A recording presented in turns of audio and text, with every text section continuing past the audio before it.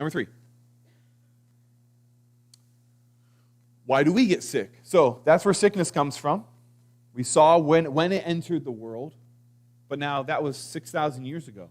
Why do we get sick? More directly, we get sick because we are all sinners. We just saw what sin did to two people when they sinned.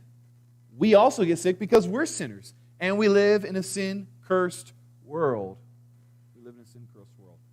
Jesus wasn't a sinner. So you say, was Jesus ever sick? Well, he wasn't a sinner.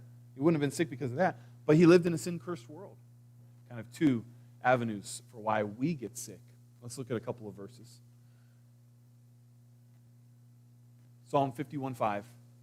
Behold, I was brought forth. This is David talking.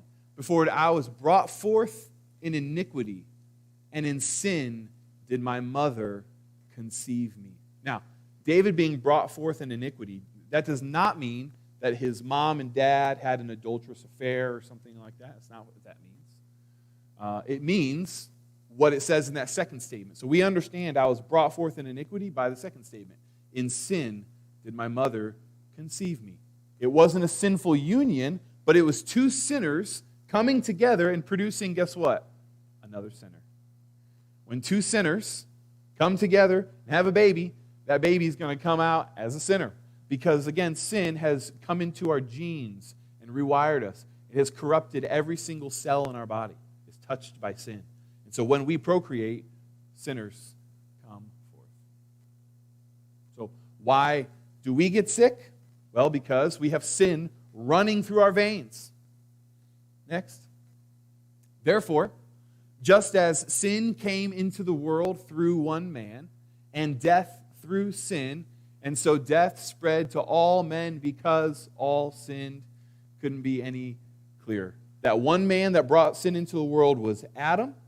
He brought sin into the world. Therefore, he brought death into the world. And that death and sin has spread to all men because all have sinned. You notice the onus there is on man and man's responsibilities and man's actions, not God's actions.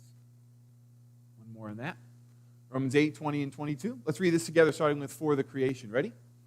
For the creation was subjected to futility, not willingly, but because of him who subjected it in hope.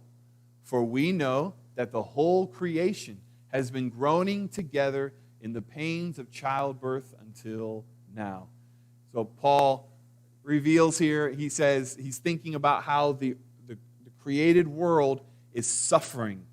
The created world is going through, is dealing with trauma always, right? And so even the created world is like, and Paul uses an analogy, it's like a woman going through childbirth. That is what the created world is feeling. Not only are we dealing with the effects of sin, like sickness and death being one of them, but the whole created world is dealing with it as well because sin so permeated our universe when Adam brought it